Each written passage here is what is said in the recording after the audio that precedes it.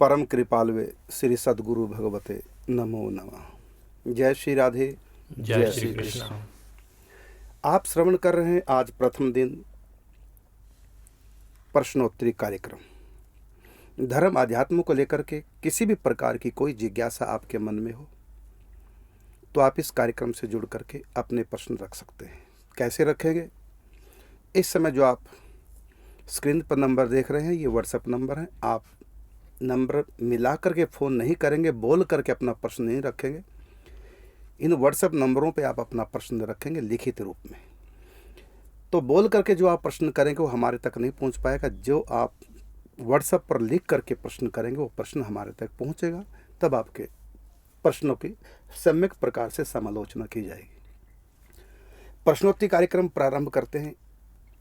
इससे पूर्व लेते हैं कल की पहेली। कल की पहेली थी, एक कन्या के रूप नौ, जा हिया एक बस जाए, मुक्ति सुख फीको करे, हरि आधीन बनाए। सभी के उत्तर बिल्कुल ठीक है। वो कन्या कौन जिसके 9 रूप हैं? वो है नवधा भक्ति। जा हिया एक बस जाए, 9 मह जिनके एक होई, नारी पुरुष सचराचर कोई। तो सभी के उत्तर बिल्कुल ठीक। और जिसके हृदय में भक्ति बस गई तो मुक्ति सुख भी उसके लिए फीका हो जाएगा। भक्ति सुख के सामने ब्रह्मानंद तुच्छ होए, और कोटि गुना करी ब्रह्म सुख, भक्ति सम नहीं सोए। ऐसा ही भक्ति का सुख है, प्रेम का सुख है, जो मुक्ति का सुख भी फीका हो जाता है जिसके आगे। और स्वयं आनंद स्वरूप श्री हरि भी उस भक्त के अधीन हो जाते हैं। कितने अधीन कि जहाँ भगत मेरा पग धरे, तहाँ धरूं मैं हाथ, और पीछे पीछे मैं फिरूं, कब हूं न छोड़ूं साथ। तो आप सब भक्तों ने बिल्कुल ठीक उत्तर दिया, नवदा भक्ति। अब लेते हैं आप सब भक्तों के प्रश्न जो हमारे पास लिखित रूप में हमारे संतों ने भेजे हैं। प्रथम प्रश्न है, सोमवार को एकादशी व्रत है और सावन का अंतिम सोमवार भी है, तो क्या उस दिन सावन के व्रत का उद्यापन कर सकते हैं? इसका उत्तर है नहीं कर सकते, क्योंकि एकादशी को अन्न दान करना और अन्न ग्रहण करना दोनों ही निषेध है, इसलिए आप उद्यापन नहीं कर सकते। और मैं साथ में एक बात कहना चाहूँगा कि एकादशी व्रत करने वालों को वार का व्रत करने की आवश्यकता नहीं है। कारण क्या? क्योंकि एकादशी व्रत का पारण द्वादशी के दिन होता है। यदि द्वादशी को सोमवार पड़ गया और आपका व्रत है तो कैसे कर पाएंगे? क्योंकि द्वादशी के दिन व्रत का पारण अन्न से होगा, तो आप व्रत कर ही नहीं पाएंगे। तो एकादशी व्रत करने वाला वार के व्रत न करे। यदि करेगा तो निभा नहीं पाएगा, यदि निभाएगा तो एकादशी छूट जाएगी। तो वार के व्रत से भी हजारों गुना अधिक महिमा है एकादशी की। ये है आपके प्रश्न का उत्तर। अगला प्रश्न है, यदि कोई व्यक्ति अपने पूर्व प्रारब्ध से बहुत परेशान हो, जिसके कारण बहुत रोग शोक अन्य कष्ट हो रहे हों, और उसे ठीक करने के लिए भजन करे, तो क्या भजन नष्ट हो जाता है? असहनीय कष्ट को दूर करने के लिए कोई अपने भजन के बल से भगवान से प्रार्थना करके ठीक करना चाहे तो क्या भजन नष्ट हो जाएगा? पहली बात आपने लिखा असहनीय कष्ट। परमात्मा किसी के भी प्रारब्ध अनुसार जब उसका फल देते हैं दुख के रूप में, तो इतना फल दे ही नहीं सकते परमात्मा जो सामने वाले को सहन ना हो। हम अपने मन की कमजोरी के कारण से उसको असहनीय मान लेते हैं। आजकल देखो, बच्चे फेल हो गए, आत्महत्या। नौकरी नहीं मिली तो आत्महत्या। पापा ने डांट दिया, आत्महत्या। अब उनको तो ये लगता कि असहनीय कष्ट है। अरे पिता को डांट दे तो ये असहनीय कष्ट है? मान लिया। ये मानसिक बीमारी है जो हमने छोटे दुख को बड़ा मान लिया है। ये मानसिक रोग है। क्या मीरा से अधिक कष्ट आपके जीवन में है या प्रहलाद से अधिक कष्ट आपके जीवन में है, जिसके ऊपर कितनी बार जानलेवा आक्रमण हो, वो भी पिता के द्वारा। जो आयु पिता की गोद में खेलने की होती है उसमें तो पिता ने गोद से उठा के फेंक दिया बच्चे को। तो क्या उससे अधिक आपके ऊपर कष्ट है? मीरा को देखिए, न पति, न ससुर, न संतान, घर बार भी छूट गया, जहर तक दिया, कांटों की सेज पे से सुलाया। तो क्या आप मीरा से भी अधिक कष्ट पा रहे हैं? कितने भक्तों का जीवन देखो, क्योंकि इन सब भक्तों ने भक्ति के द्वारा उस तत्व को, ज्ञान को प्राप्त कर लिया। आप दुनिया के सुख को सुख मानते हैं, दुनिया के दुख को दुख मानते हैं। ये दोनों ही हमारा अज्ञान है। असली दुख तो है जो हमको रोग लगा है, जन्म मरण का 84 का चक्कर पड़ा है, कभी नरक, कभी किसी होने में, कभी किसी होने में। ये दुख तो आपको दिखाई नहीं दे रहा है। और सच्चा सुख है परमात्मा की प्राप्ति, वो सुख भी आपको दिखाई नहीं दे रहा है। दुख तो एक ही है, क्या? भव रोग। और सुख भी एक ही है, परमात्मा का सुख। इसके सिवा सुख दुख दोनों केवल अज्ञान मूलक है। और दुखों को जितना हम महत्व देंगे ना, ये दुख उतना ही दुखी करेंगे, जितना महत्व देंगे। फिर भी आपने कहा कि क्या मैं भजन के बदले में प्रार्थना करूं कि मेरा दुख दूर हो जाए? कर सकते हैं। आपका प्रश्न है कि क्या भजन नष्ट होगा? तो भजन तो नष्ट होगा, लेकिन भजन जो आपने किया है ना, वो भजन का संस्कार नष्ट नहीं हो सकता। भजन का संस्कार नष्ट नहीं हो सकता। फिर दुख है, कमजोर हृदय है, अज्ञानता है, दुख सहन नहीं हो रहा है, कोई बात नहीं, मांग लो प्रभु से, कर लो प्रार्थना। वो हमारे दुख का भी तो साथी है ना, वो दुख भी दूर कर देगा। दुख को मिटाने वाला परमात्मा है। तो कोई बात नहीं, आप मांग सकते हैं प्रभु से। संसार के आगे हम हाथ फैलाएंगे, संसार के आगे हम गिड़गिड़ाएंगे, इससे अच्छा था कि प्रभु के आगे ही गिड़गिड़ा लो। दुनिया के आगे हाथ फैलाएंगे, इससे अच्छा कि प्रभु के आगे ही फैला लो। तो यदि आप निष्काम नहीं है तो कोई बात नहीं, प्रभु से प्रार्थना कर दो, हम उन्हीं के हैं। दुख आ रहा है तो उनके सिवा जाएं कहाँ? सुख में भी उन्हीं के आगे और दुख में भी उन्हीं के आगे। इसलिए कोई बात नहीं, कर लो प्रार्थना प्रभु से। हाँ, भजन तो नष्ट होगा, उसके बदले में भजन तो समाप्त होगा, इसमें तो कोई दो राय नहीं, लेकिन भजन का संस्कार आपका जो कहते हो बना रहेगा। अगला प्रश्न है, आपने एक बार बताया था कि एक के आगे 1000 बार शून्य लगा दे। ठीक है, मैंने कहा था, लेकिन 1000 बार नहीं कहा था। चलो वो भी करते हैं बात। शून्य लगा दें, इसके बाद 1,00,000 बार शून्य लगा दें। तो एक के आगे इतने शून्य लगाने के बाद जितनी बड़ी संख्या होती है उतने ही लोग हैं भगवान के। लेकिन संत जन बताते हैं कि भगवान का प्रेम अनंत है, भगवान के अवतार अनंत है, भगवान के धाम अनंत है। तो जब सब कुछ अनंत है तो संख्या में कैसे आ गया? और अगर संख्या में आ गया तो अनंत कैसे हुआ? जब भगवान की कोई चीज़ गिनी ही नहीं जा सकती तो गणना में कैसे आ गई? कृपया मार्गदर्शन करें। इसका सही उत्तर तो यह है, मैं ना दूं तब भी चलेगा, क्योंकि जहाँ से आपने सुना ना कि मैंने कहा है, वहीं जाके दोबारा देखो तो आपको पता चल जाएगा कि वहीं उसका उत्तर है। दरअसल आप समझे नहीं हैं। यहाँ भी 1,00,000 जीरो कहा, 1,00,000 जीरो मैं कह ही नहीं सकता, क्योंकि है ही नहीं कहीं ऐसा लिखा हुआ। क्या लिखा हुआ है? ये लिखा हुआ है महावाणी जी में, और मैं आपको सुना देता हूं। महावाणी जी के सिद्धांत सुख में लिखा हुआ है, सो प्रथम एक ही शून्य मधि समी रहो, जैसे त्रस रेणु को रेणु शत अंश। सो प्रथम एक ही शून्य मधि, सो का मतलब महाविष्णु की बात यहां हो रही थी। अनंत अनंत ब्रह्मांड महाविष्णु के रोमकूपों में स्थित है, और महाविष्णु कारण समुद्र में लेटे हुए। तो कारण समुद्र, पहले देखिए कि महाविष्णु कितने बड़े होंगे, जिनके एक एक रोम में इतने करोड़ों करोड़ों ब्रह्मांड, और एक ब्रह्मांड की लंबाई चौड़ाई कितनी है? किलोमीटरों में तो गणना हो नहीं सकती, प्रकाश वर्षों में गणना होती है। तो जिसके एक रोमकूप में हजारों करोड़ों करोड़ों ब्रह्मांड है, सोचिए उसका रोम कितना बड़ा होगा। तो जिसका एक रोमकूप इतना बड़ा है तो उसके लाखों रोमकूप कितने बड़े, तो उनका शरीर कितना बड़ा। तो यहाँ लिखा कि वो शरीर कितना बड़ा कि मनुष्य कल्पना नहीं कर पाएगा, सोच नहीं पाएगा।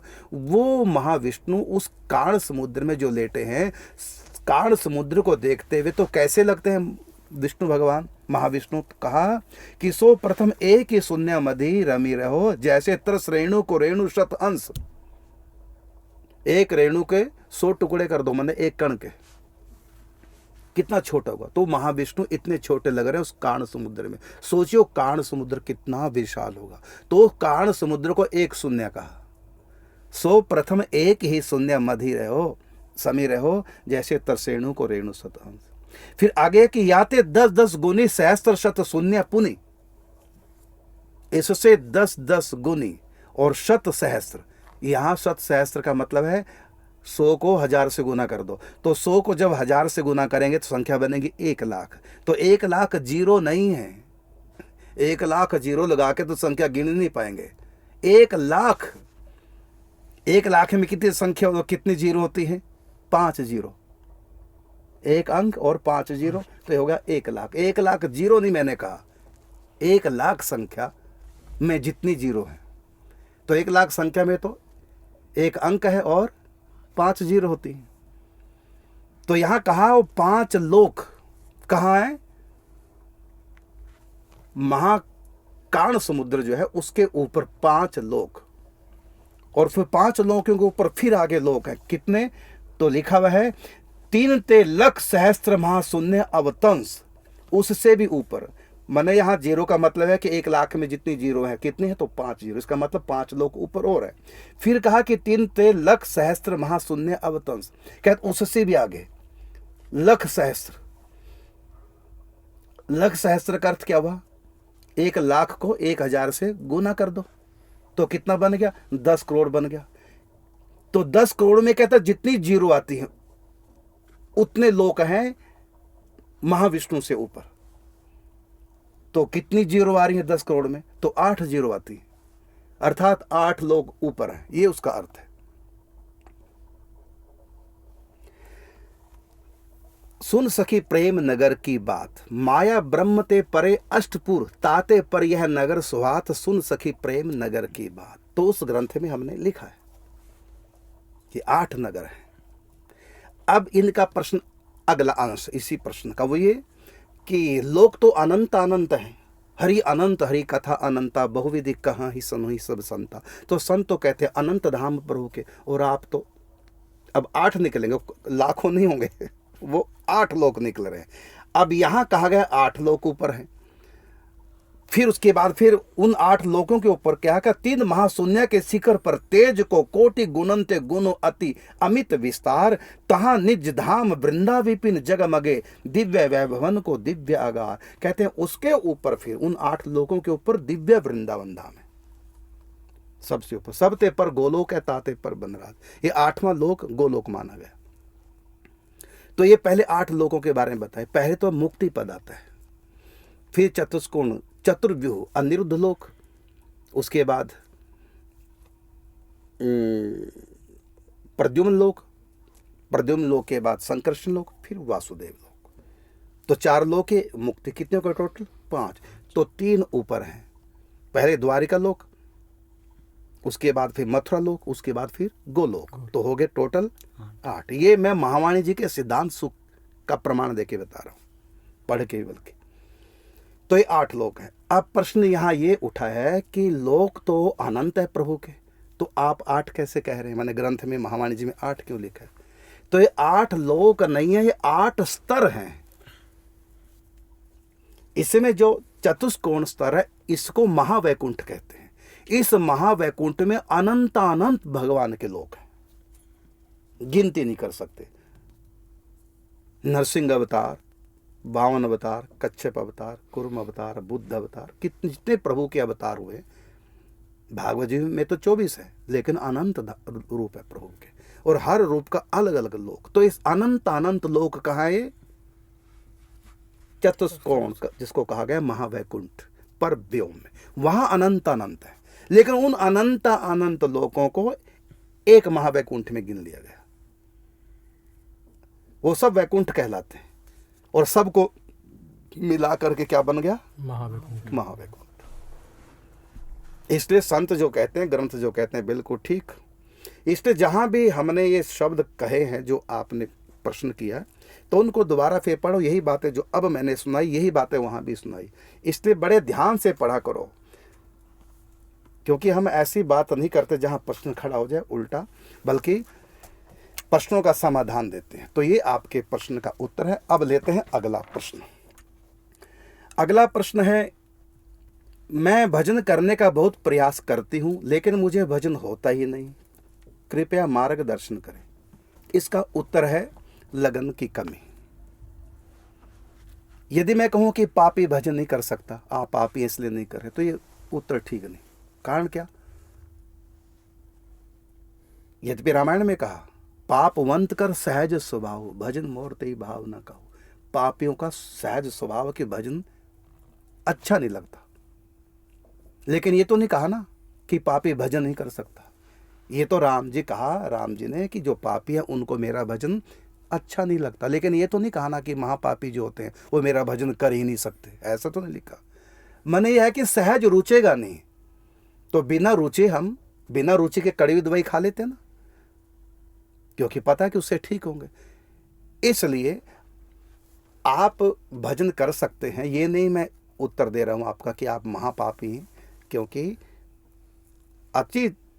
अपि चेत सुदूराचारो भजते माम अनन्य भाग, गीता में भगवान ने कहा, कोई कितना भी बड़ा दूराचारी पापी क्यों ना हो, भजते माम अनन्य भाग, मेरा भजन कर सकता है।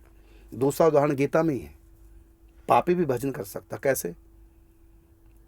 सर्वधर्मान परित्यज माम एकम शरणम व्रज अहम त्वा सर्व पापेभ्यो मोक्षयिष्यामि मा शुचा। तो मेरी शरण आ, मेरा भजन कर, मैं तुमको तुम्हारे पापों से छुड़ा दूंगा। इसका मतलब पापी भी भजन कर सकता है, और कितने बड़े बड़े पापियों का उद्धार हो गया। इसलिए ये उत्तर ये तो नहीं देंगे हम कि पाप के कारण से आप भजन नहीं कर रहे। नहीं, कोई बड़े से बड़ा पाप भी हमको भजन करने से रोक नहीं सकता। हाँ, इतना होगा कि रुचेगा नहीं भजन, रस नहीं आएगा भजन में, इतना तो होगा। पापों के कारण से भजन में रस नहीं आता, इतना तो होगा। बाकी ऐसा नहीं कि भजन कर नहीं सकता पापी। पापी से पापी भी इसी जन्म में अपना उद्धार कर सकता है, बस उसको थोड़ा प्रयास अधिक करना पड़ेगा। तो आपका प्रश्न है कि भजन का प्रयास करती हूं, इसका उत्तर है नहीं करते। आपका भ्रम है। जब आप प्रयास करेंगे तो भजन होगा होगा होगा। हाँ, इतना कह सकते हैं आपकी रुचि नहीं है भजन में। लेकिन मैं ये भी क्यों कहूँ कि आपकी रुचि नहीं? कारण क्या? क्योंकि आपको तो परेशानी हो रही है, क्योंकि आप तो प्रश्न कर रहे हैं, इसका मतलब आपकी रुचि है।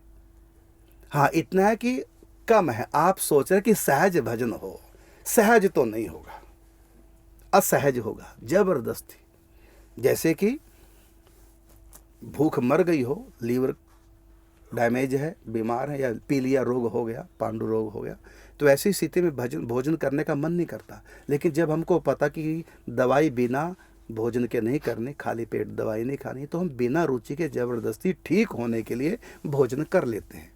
तो सहज रुचि तो भोजन में नहीं होगी, लेकिन फिर भी हम भोजन तो कर ही सकते हैं ना। इसी प्रकार भजन में सहज रुचि सबकी नहीं हो सकती, क्योंकि जब तक अनर्थ हमारे हैं पूर्व जन्मों के, पाप जन्य अनर्थ, पुण्य जन्य अनर्थ, तो भोगों में हमारी प्रवृत्ति और अपराध जन्य अनर्थ जब तक रहेंगे तब तक रुचि सहज नहीं होती। लेकिन बड़े से बड़ा अपराधी भी, पापी भी भगवान का भजन कर सकता है, यदि वो चाहने लग जाए। और ये चाहत होगी अधिक से अधिक सत्संग सुनो, और जब आप सचमुच में चाहेंगे तो भजन होगा। हाँ, इतना आवश्यक कि भजन के लिए भजन के प्रति श्रद्धा आवश्यक है। आदो श्रद्धा, फिर साधु संग, भजन क्रिया, और फिर भजन क्रिया, फिर अनर्थ निवृत्ति, अनर्थ निवृत्ति के बाद फिर सहज भजन होगा। इसलिए आप बिल्कुल भी परेशान ना हो, आप सचमुच में प्रयास कीजिए। आपके प्रयास में कुछ कमी है, तो आप प्रयास करेंगे तो हो जाएगा। इसके लिए मैं एक दो तरीका आपको बताऊंगा। एक तो यह है कि नियम ले लो आप, कि मुझको इतनी माला रोज करनी है। इसके बिना सोना नहीं, चाहे 12 बज जाए, चाहे रात के 2 बज जाए, चाहे 4 बज जाए सुबह के, तब तक नहीं सोएंगे जब तक हमारी संख्या निर्धारित पूर्ण ना हो। एक तो आप ये नियम लो और माला से करो कि मुझको इतनी माला प्रतिदिन करनी है। और एक हमारा छोटा सा ग्रंथ है जिसका नाम है नाम जप साधना, उस ग्रंथ को भी आप पढ़ें, उसमें नाम जप के बारे में बहुत कुछ लिखा हुआ है, तो उससे फिर और आपकी रुचि बढ़ेगी सत्संग से। तो ये आपके प्रश्न का उत्तर है। अगला प्रश्न लेते हैं कि आपने कहा था सतयुग आने वाला है। भाई आ गया हमारा तो सतयुग, तुम्हारा पत्नी कब आएगा? हम तो सतयुग में बैठे हैं। आपने कहा था कि सतयुग आने वाला है 1000 साल के लिए, बिल्कुल कहा था। तो सतयुग कब आएगा? 2027 में, 2030 में या 2040 में? ना 2027 में हमने कहीं पढ़ा सुना, ना 2030 का पढ़ा, ना 2040 का। ऐसा हमने सुना है 2032 में आने वाला है। तो ये आपके प्रश्न का उत्तर है। अगला प्रश्न है, देखो ये बात मैं अपनी तरफ से नहीं कह रहा हूँ 2032, मेरे पास अभी ग्रंथ रखा हुआ है। कौन सा? वो नहीं जो बड़ा प्रसिद्ध ग्रंथ है, क्या बोलते हैं उसको, भविष्य मालिका। उसमें भी ऐसा कहा गया है, होगा बिल्कुल, मैं उसको नकार नहीं रहा हूँ, उसमें भी कहा गया होगा। लेकिन मेरे पास जो ग्रंथ है उसमें लिखा हुआ है, उसमें सन नहीं लिखा, उसमें लिखा है एक जगह नहीं, कम से कम 20 जगह लिखा उस ग्रंथ में कि निकट भविष्य में महाविध्वंस होने वाला। ये महाविध्वंस शब्द मैंने वहीं से पढ़ा। और क्या क्या होगा अब ये मैं व्याख्या नहीं कर सकता। और आप ना भी मान लो कुछ हो, क्या आप अजर अमर रहेंगे क्या? अरे मरना तो सबको है ही है, मरने के लिए तो पैदा ही हुए हैं और प्रति क्षण मौत की तरफ ही तो जा रहे हैं। मैं कहता हूं चाहे कुछ भी ना हो, महाविध्वंस कुछ भी ना हो, फिर कौन सा हम अमर हो जाएंगे? इसलिए मरने की तैयारी तो भाई सबको करनी है, कंस को भी करनी है और परीक्षित को भी करनी है। तो कंस को समाचार मिला देवकी का 8वां साल तुम्हारा काल, और परीक्षित को भी समाचार मिला 7वें दिन तुम्हारी मृत्यु। तो मृत्यु केवल दोनों को नहीं, कंस और पापी कंस और धर्मात्मा परीक्षित। तो पापी और धर्मात्मा की बात नहीं, यहाँ सभी की बात है। कंस से लेकर के माने पापी से लेकर के धर्मात्मा परीक्षित तक सबको मरना है। इसलिए ये तो सोचो मत सबको मरने की तैयारी करनी, हमको मरने की तैयारी करनी। और मैं सचमुच में संत बना तो मरने की तैयारी करने के लिए संत बना, मुझको जीने की तैयारी नहीं करनी। जीने की रोटी कपड़ा भीख मांग के खा लेंगे, लेकिन हमको तैयारी करनी है जाने की, मरने की, अपने घर में जाना। अब की बार हम तो बाबा जी बने मरने के लिए, मरने की तैयारी करने के लिए। परीक्षित ने संन्यास ले लिया, घर बार छोड़ दिया, राजा थे, किस लिए? मरने की तैयारी के लिए। अरे मरने की तैयारी के लिए ही हमको भजन करना है। हर बार हम मरते हैं लेकिन हमारी मौत नहीं मरती, लेकिन अब की बार हमको मौत को मार देना है। हर बार हम मौत हमको मारती, अब की बार हम मौत को मारेंगे। अर्थात इसके बाद कभी मरना होगा नहीं, सदा के लिए अमर लोक में पहुंच जाएंगे प्रभु के धाम में, जहाँ काल का प्रवेश है ही नहीं। मौत के सर पे पांव रख करके भगवान के धाम में जाना है। तो इसलिए महाविध्वंस ना भी हो तब भी आपको यही सोचना है कि पता नहीं कब मर जाए। क्षण भंगुर जीवन की कलियां कल प्रात को जाने, खिली ना खिली मलियागिरी की शुचि शीतल मंद सुगंध समीर चली ना चली। कली काल कुठार लिए फिरता तन नम्र है चोट झिली ना झिली। भजले हरि नाम हरि रसना फिर अंत समय पे हिली ना हिली। जीने की तैयारी तो तुम पूर्व जन्म में करके आ गए हो, जिसका नाम प्रारब्ध है, वो आपके साथ है, वो आपको जीवित रखेगा। प्रारब्ध जिस चीज से भी आप जीवित रहेंगे, खाने पीने से, सबसे, वो सब प्रारब्ध देगा। हमको तो मरने की तैयारी करनी है, जीने की तैयारी तो पूर्व जन्म में करके आ चुके हैं। प्रारब्ध अब हमारे जीवन का संचालन कर रहा है, लेकिन हमको जीने की तैयारी न करके जाने की तैयारी करनी। जीना भी है, जाना भी है, दोनों के लिए कमाना भी है, लेकिन मुख्य लक्ष्य हमारा, जी तो जानवर भी रहे हैं लेकिन हमारा लक्ष्य है जाने की तैयारी करनी। अब की बार हमको मौत के उस पार जब जाएंगे, अपने घर जाएंगे, ये तैयारी करके रखनी है। अगला प्रश्न है, जिसने एक बार दीक्षा ले ली तो क्या उसे भगवत धाम मिलता है? क्योंकि तबीयत खराब होने की वजह से गुरु मंत्र का नियम भंग हो गया है, तो क्या अब भी मेरा खाता भगवान के पास है? क्या मैं कभी नरक में तो नहीं जाऊंगी? बिल्कुल नहीं जाओगी आप, बधाई के पात्र हैं, आपने दीक्षा ली है। बस हाँ, आपकी तबीयत खराब है, कोई बात नहीं, नहीं कर पाए तो कोई दोष नहीं है, लेकिन आप यदि ठीक हो गए तो आप कीजिए नाम मंत्र जाप, और मंत्र जाप कीजिए उतना जितना गुरु की आज्ञा है, बाकी से समय आप नाम जाप करें हर समय। और जिसकी दीक्षा हो चुकी है, जिसका शरणागति मंत्र हो चुका है, जिसके पास आ चुका है, हमारे सारे वैष्णव में शरणागति मंत्र तो दिया जाता है, तो शरणागति मंत्र आपके पास आ गए तो आप निश्चिंत हो जाएं। यमराज की, यमदूतों की हिम्मत नहीं जो आपको छू भी जाए। हाँ, यदि आप अपराध करते रहेंगे तो ये नरक तो नहीं जा सकते, क्योंकि आप दीक्षित हो चुके हैं, शरणागति मंत्र आपके पास आ चुका है, तो नरक तो नहीं जा सकते यदि आप पाप नहीं छोड़ेंगे तो। हाँ, इतना है कि भगवान नहीं मिलेंगे, अगला जन्म फिर सुधरने के लिए मनुष्य जन्म मिलेगा, फिर आपको ये दीक्षा मिलेगी, फिर आप भजन करेंगे, अंतोतगत्वा आपको भगवत प्राप्ति होनी ही होनी है, जिनको एक बार दीक्षा मिल गई। अगला प्रश्न, यदि ब्रजमंडल गोलोक है, वृंदावन निकुंज है, तो बरसाना क्या है? आपने ढंग से सुना नहीं, ये तो कई बार बता चुका हूं। अरे बरसाना हो, नंदगांव हो, गोकुल हो, गोवर्धन, सब गोलोक धाम है। मैं ये कहना चाहूंगा कि वृंदावन बड़ा है, गोलोक छोटा हो गया, ऐसा नहीं मानना। केवल लीला का अंतर है, बड़े छोटे का अंतर नहीं। कोई भी भगवान का धाम बड़ा नहीं या छोटा नहीं होता, सब परम धाम है, सब जगह कहीं भी चले जाओ प्रेमानंद है साकार भगवान के यहाँ। कितना प्रेमानंद? जितना आपको चाहिए बस उतना प्रेमानंद है। यदि आपको कृष्ण के प्रति पुत्र भाव है तो आप निकुंज क्या करेंगे जाके? आप तो परेशान हो जाएंगे। आपके लिए निकुंज छोटा है और गोलोक धाम बड़ा है। हमारे द्वादश गुरुओं में, शिक्षक गुरुओं में एक गुरु है पूज्य पंडित जी, गोवर्धन वाले महाराज जी। वो पुत्र मानते हैं श्री कृष्ण को और उन्होंने पुत्र के रूप में प्राप्त किया। अब बाबा ने कितनी बार निकुंज की बातें सुनी। स्वयं भाई जी से, राधे बाबा से पत्र आते जाते थे पूज्य बाबा के, तो स्वयं बाबा को संग प्राप्त था पूज्य भाई जी का, पूज्य श्री राधे बाबा का। और स्वयं भाई जी पूज्य राधा बाबा गोवर्धन में पंडित जी से मिलने भी गए थे। पंडित जी तो गोवर्धन छोड़ के कहीं जाते नहीं थे। स्वयं पूज्य श्री राधे बाबा, स्वयं भाई जी पंडित जी के पास गोवर्धन गए, सत्संग हुआ। तब भी उनको निकुंज के प्रति कोई आकर्षण नहीं हुआ पंडित जी का। क्यों? वो छोटा सा रसगुल्ला सा गोल मटोल वो लाला गोद से उतरे तब तो ना जाए निकुंज की सोचे। वो गोद से उतरने को तैयार नहीं है। और कौन उतारेगा उसको गोद से? जिसने कृष्ण को, बाल कृष्ण को गोद में बैठा लिया है ना, ये आनंद ले लिया, तो उस आनंद को कोई छोड़ पाएगा? पूज्य पंडित जी को कितना भी निकुंज के महिमा कोई सुना दो, तब भी वो बाल कृष्ण को छोड़ने को तैयार नहीं। क्योंकि भगवान को किसी भी रूप से रसास्वादन करें तो पूर्ण है वो। तो ये नहीं कहेंगे गोलोक छोटा हो गया तो निकुंज वृंदावन बड़ा हो गया, वहां अलग प्रकार का।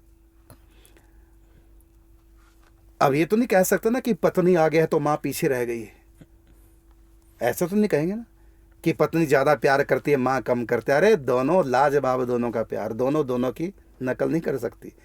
माँ जैसा कोई प्यार नहीं कर सकता, पत्नी जैसा भी कोई प्यार नहीं कर सकता, बहन जैसा भी कोई प्यार नहीं कर सकता, भाई जैसा भी कोई प्यार नहीं कर सकता, बेटे बेटी जैसा भी कोई प्यार नहीं कर सकता। पुरुष एक है तो किसी के प्यार को छोटा हम कैसे कह सकते?